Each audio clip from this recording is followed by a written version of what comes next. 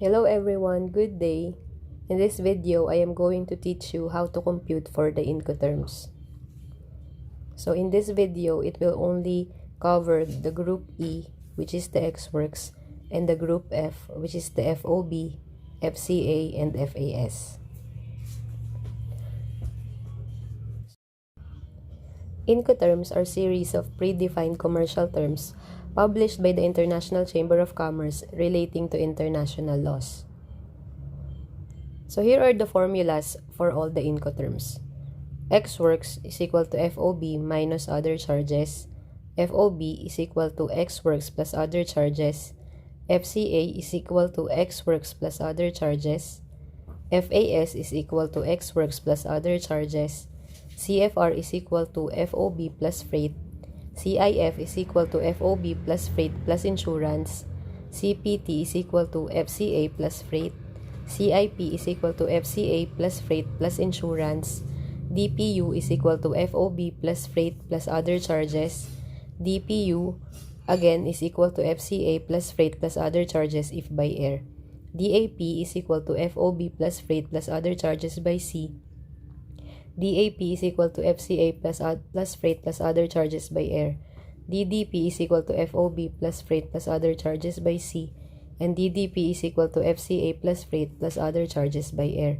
So these are your basic formulas, and there are a lot of formulas that you can use if you derived more formulas from these basic formulas.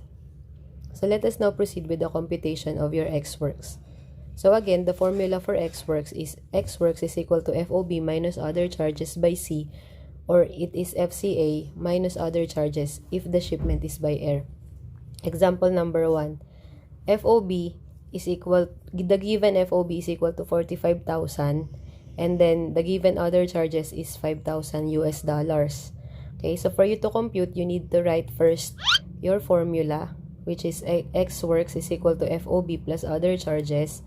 And then you just need to substitute the values. So your Exworks will be equal to FOB, which is 45,000, minus the other charges, which is 5,000.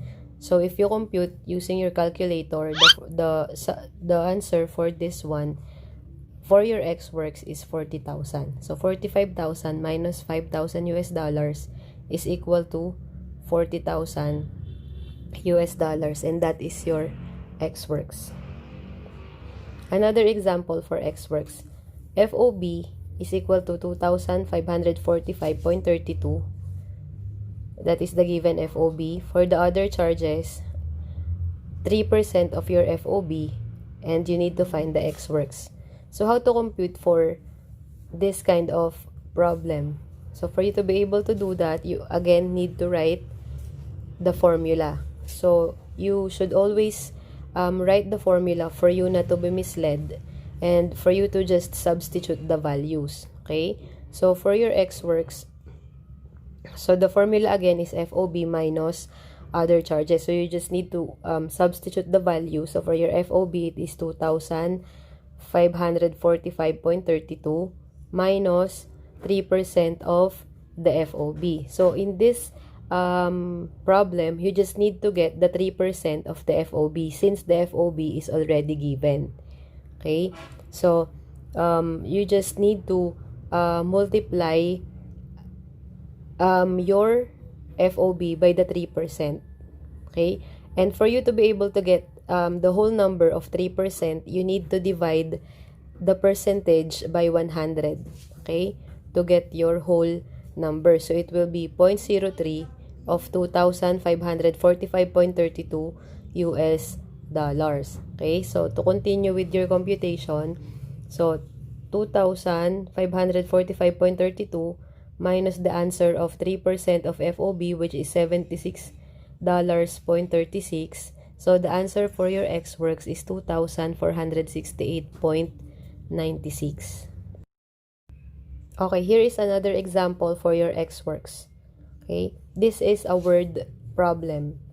A shipment has been imported by Company X via air, and the term has been agreed to be Exworks. How much is the value of Exworks if the FOB value is $50,000 and FCA value is $50,500? the seller has paid the amount of 40,000 pesos for the delivery of the cargo from the buyer's warehouse to the side of the aircraft, which was included in the FCA value. The exchange rate in the date of shipment is 50 pesos per $1. So how do you compute for that? So number one, you need to identify the term that is being asked for. So in this problem, what is being asked for is your Exworks. Okay? So when you already know what is being asked for, you now need to know the formula of that particular Incoterm. Okay? So there are two values that was given here, FOB and FCA. To identify which value is to be used, you need to know when the FOB and FCA are to be used for. Okay, so in this problem, we need to use FCA because it is an air shipment. Okay, so FCA is for air shipment, but if it is for vessel or sea shipment, the value that we are going to use is the value of your FOB. Okay, so this time, the formula for your Exworks would be FCA minus other charges. Okay? Third step, we need to identify the other charges. Okay? So we already have the value of the FCA. Now we need to identify the other charges. Okay? The other charges in this problem is the cost of delivery from warehouse to the aircraft, but it is in peso. Okay? We need to convert it in US dollars because the terms of shipment should be in US dollars for us to be able to compute for the dutiable value. Okay? For us to be able to get the duties, taxes, and other charges, we need to compute or we need to convert all the other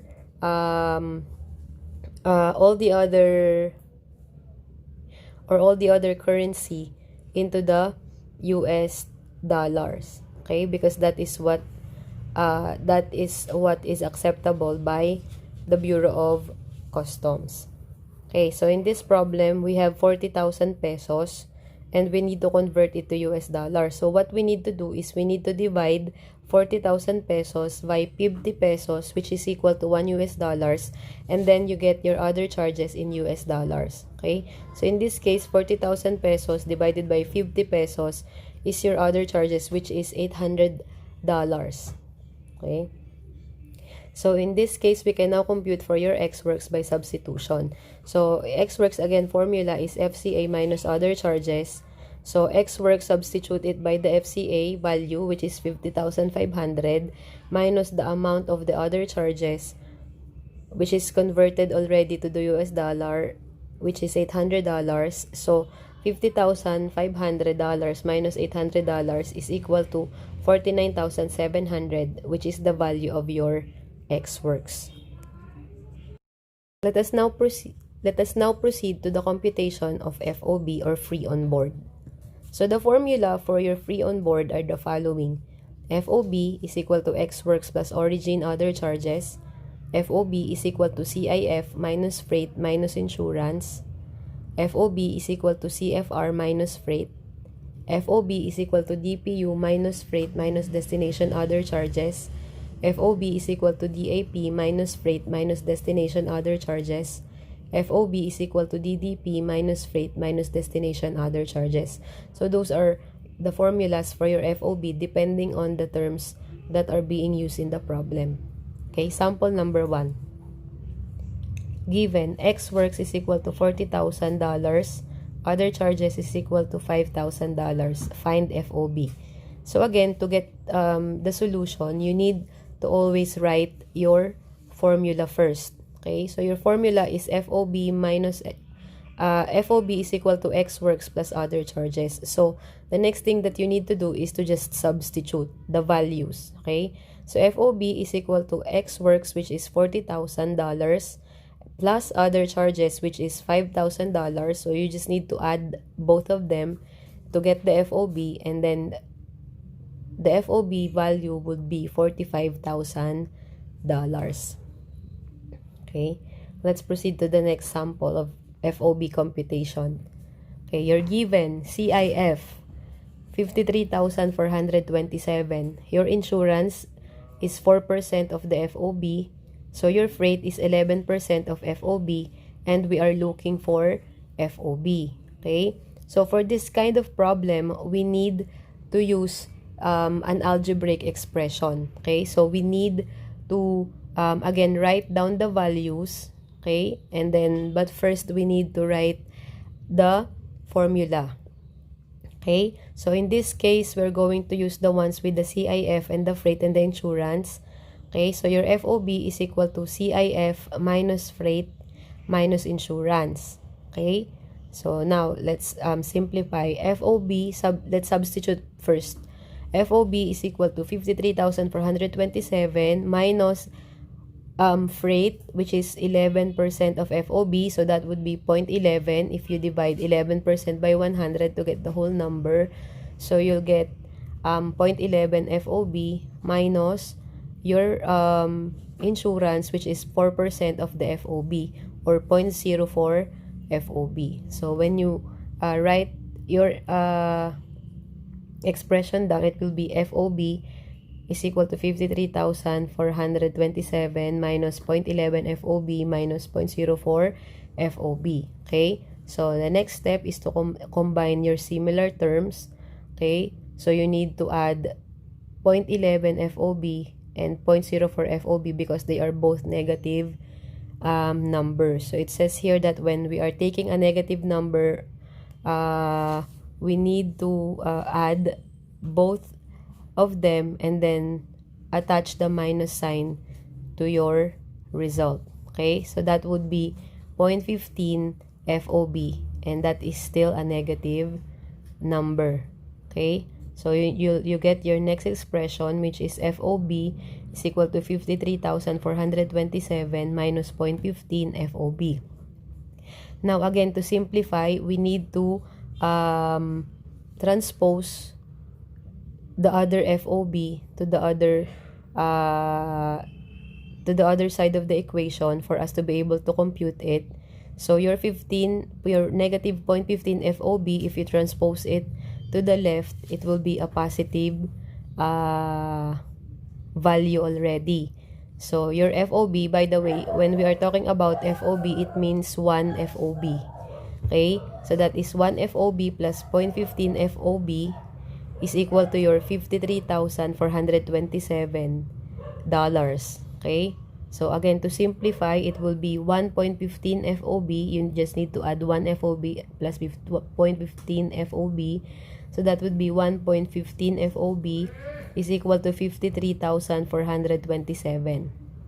Okay, so again, to get the value of your FOB, you need to divide both equation by 1.15. Okay, so 1.15 FOB divided by 1.15 is equal to 53,427 divided by 1.15. So you just cancel, you just need to divide both equation, cancel out the same numbers. Okay, and then divide it by 1.15 to get your FOB, which is 46,458.26. Okay, take note that if you divide a negative fraction by a negative number, divide the numbers as usual and ignore the negative signs. A negative number divided by a negative number will always be a positive number, regardless of whether the number is a whole number or a fraction. Okay, for the next example, this is a problem. This is a word problem this time. Okay, Mr. Yakimura has ordered 1/40 said to contain tires via MV Melissa with FCR value of 34,500 and CPT value of 33,500. Freight was prepaid at 2% of FOB and 3% of FCA. Find the FOB. Okay, take note that we first need to identify what is the mode of shipment in this case. Okay, so how do we know what is the mode of shipment for this one? So we need to check for some points. Okay, like in this one, it says here that they ordered a 1/40 container. Okay, so containerized shipment are only shipped via a vessel or via the sea. Okay, you cannot ship big containers using an airplane. Okay, and also the name of the vessel here, the vessel name starts with MV. Okay, it's MV Melissa.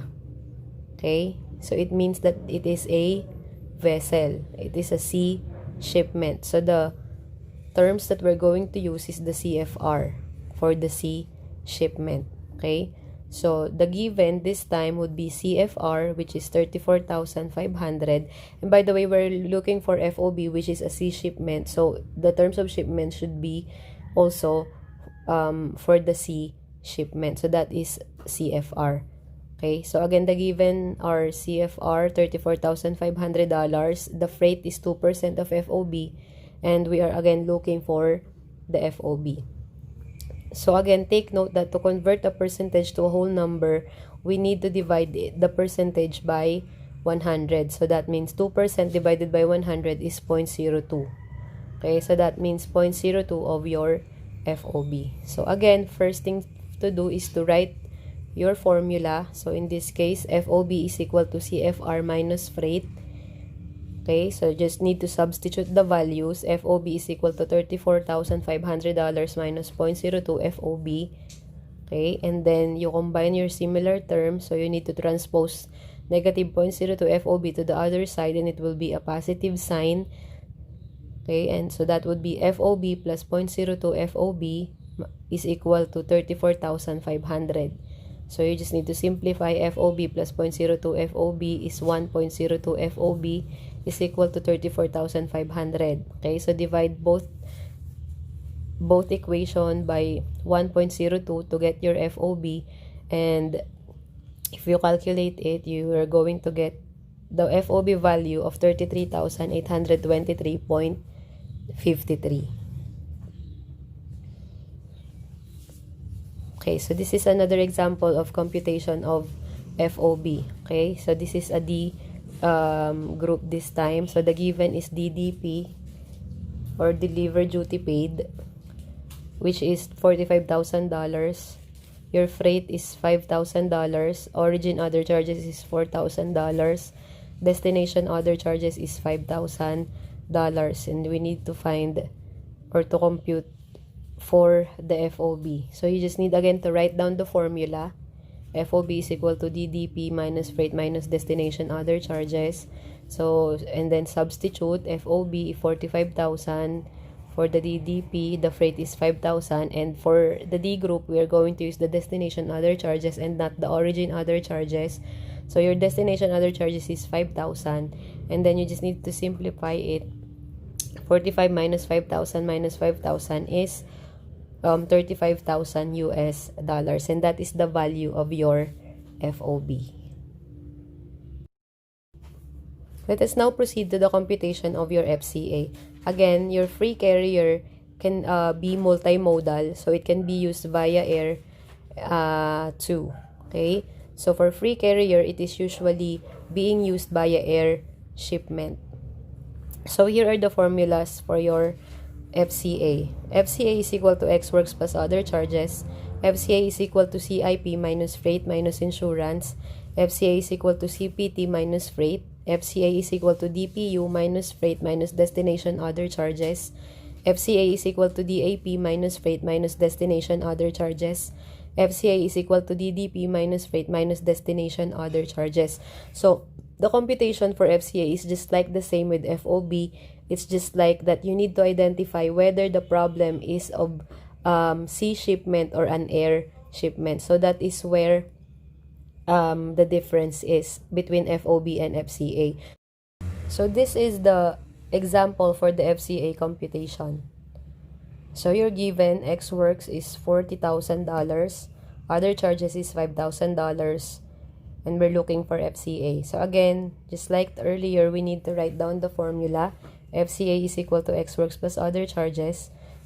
Okay, and then substitute the values, 40,000 plus 5,000 other charges. So your FCA value is 45,000 US dollars. So this is the sample number 2. Okay, so the given is CIP Again, CIP are for air shipment. Okay, so the CIP is 53,427. Insurance is 4% of FCA, and freight is 11% of FCA. Find FCA. So it's just like earlier with FOB, but this time with a different Incoterms, which is for the air shipment. Okay, so we just also need to write the formula and then substitute the values. Okay, so and then we need to combine the similar terms. So your 0.11 FCA and your negative 0.04 FCA would be 0.15 FCA. Okay, so you need to transpose again for you to be able to compute for the same terms. So you need to transpose negative 15 to the other side of the equation. So that will be a positive value. So FCA plus 0.15 FCA is equal to 53,427. And then combine the similar terms again, which is 1.15 FCA is equal to 53,427. And then you just need to divide both equation by 1.15 to get the FCA value, which is 46,458.26. Okay, now this is a word problem for FCA.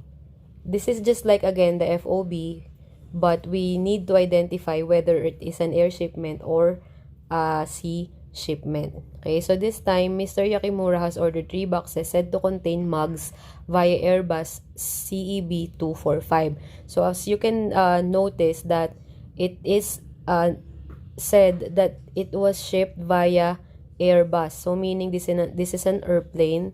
Okay, and it is only 3 boxes which were in the gross weight is really for really fit an airplane only, and the number or the registry number of the airplane CEB 245 is also given. Okay, so we are going to conclude that this is an air shipment.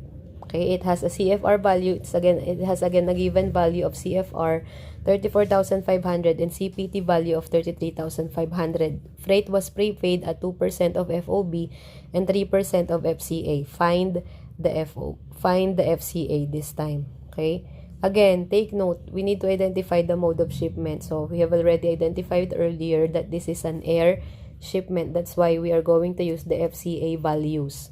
Okay, so your given would be CPT 33,500. We're going to use CPT because CPT is for air shipment, and your CFR is for sea shipment. Okay, so we're gonna use CPT here, which is 33,500, and the freight should be based on the FCA value and not the FOB value. So we are going to use 3% of FCA, and we're going to look for the FCA. Okay, so just go on with the process, write down your formula, and then substitute. So your FCA minus 33,500 CPT minus 0.03 FCA. Okay, again, combine similar terms, transpose your negative 0.03 FCA to the other side of the equation. So that would make FCA plus 0.03 FCA is equal to $33,500. And then combine similar terms. So FCA plus 0.03 is 1.03 FCA is equal to 33,500, and then divide both of the equation by 1.03 to get your FCA value, which is 32,524.27. Okay, so for your last sample of FCA computation, so we're gonna use DPU, which is 45,000, freight, which is 5,000, inland freight from seller's warehouse to NVOCC, 4,000, and then your import duties and taxes, which is 5,000. We're gonna find FCA. Okay, so in this case, since it's a DPU, we are going to distinguish what is the difference between the other charges, because there are 2 kinds of other charges, which is the origin other charges and the destination other charges. So for your D group, we need to be using the destination other charges. So the two other charges here are different other charges. So one is origin other charges and the other is destination other charges. So the origin other charges here is the inland freight from the seller's warehouse to the NVOCC. Okay, because that payment has been paid there in the origin or on the exporting country. Okay, while the import duties and taxes are the destination other charges because they are paid here at the country of destination, and that is what included in this FCA computation. So that is what we're going to use, the $5,000 for other charges. So we just need to ignore the origin other charges, which is $4,000. Okay, so again, write the formula. FCA is equal to DPU minus freight minus destination other charges, and then substitute the values. FCA is equal to 45,000 minus 5,000 for the freight and $5,000 for the other charges. So your FCA would be $35,000. Okay, so for your last F group is your FAS, or your free alongside ship computation. So the formula for the free alongside ship is your Exworks plus other charges. Okay, so in computing the FAS, or free alongside ship, we just need to distinguish the other charges, okay, because the other charges is what important in your FAS computation. The other charges to your FAS computation are the charges that has been done from the seller's warehouse up to the delivery alongside the vessel, or alongside the pier, alongside the quay, or wharf. Okay, so all the things that has been paid from the seller's warehouse up to the side of the vessel are included in the other charges of your FAS computation. Okay, and it does not include your destination other charges. It also doesn't include the main carrier. It also doesn't include your insurance premium. Okay, just all the charges from your seller's warehouse up to the delivery alongside the vessel or the ship. Okay, and FAS, by the way, are only for sea shipment. Okay, so in this problem, the given is Exworks, which is $50,000 US, inland freight from seller's warehouse to quay, 50 Singaporean dollars, wherein $1 US is equal to 1.33 Singaporean dollar. Internal insurance to the vessel, $50, main carriage, $100 US, and export documentation clearance, which is $20 US.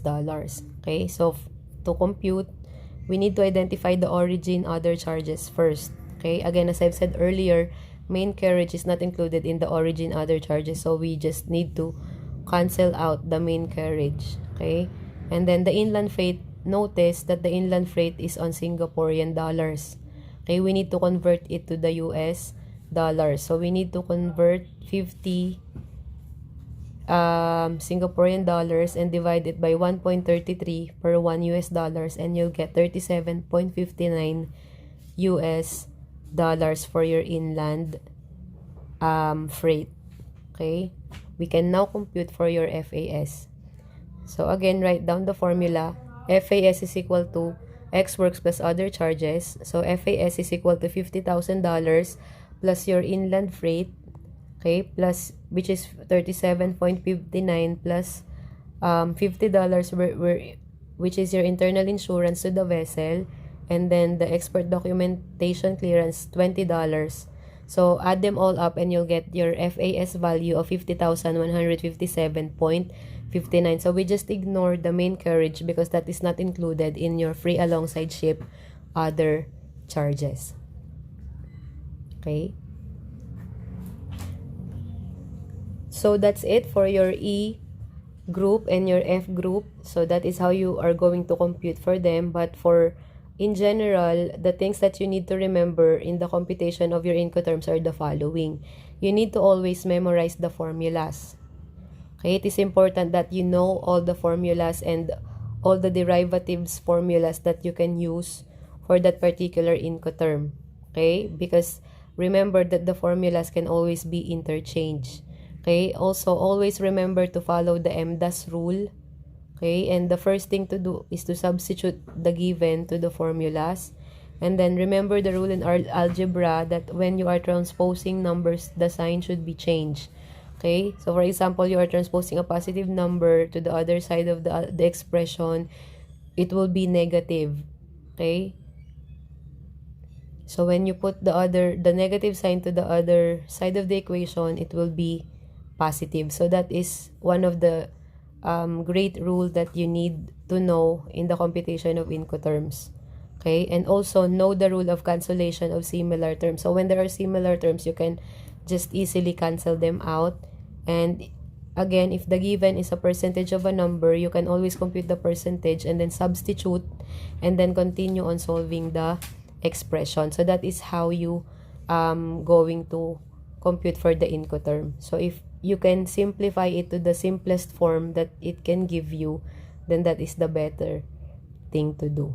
Okay, so that's it for today, guys. On the next video, we're going to study about the C group and the D group on how to compute for the Incoterms of those